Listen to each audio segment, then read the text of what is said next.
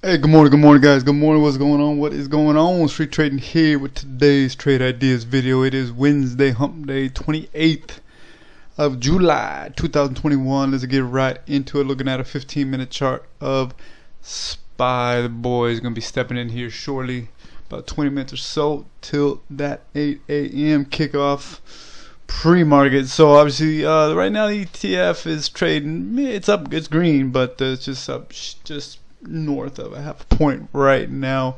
Obviously, there's a little bit of a selling pressure yesterday. You're seeing that shift, but had that bounce off the clean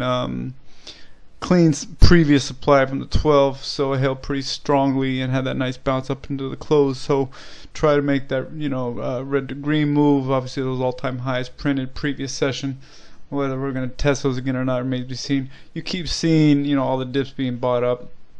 Clearly, that's the trend's been going on forever. Of course not, guys. So obviously, a correction is brewing, and it's probably going to be a correction of all corrections.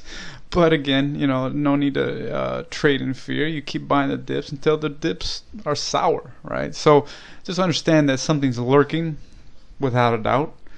But until that happens, no need to panic, no need to, start shorting everything. Just wait. Buy the dips, enjoy the intraday runs. But when things start to shift, you'll see it. You'll see it. When things start to shift, then you obviously going to change your sentiment. But until that happens, keep buying the dips.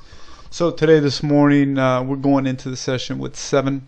Our weekly, we have a couple that are really popping nicely. Majority has been not performing the way we had planned for this week. So obviously, like we always talk about, we set our levels, and if our levels or our plans pan out, then we put on risk. Otherwise, we do not put on risk. So ones that are panning out, that's what we're focusing on. So we have a few off our weekly that we're continuing to focus on. We have a couple extras that are catching our attention on the intraday pre-market level. So let's get into what we're looking at for today's session. All right, guys, let's get into it.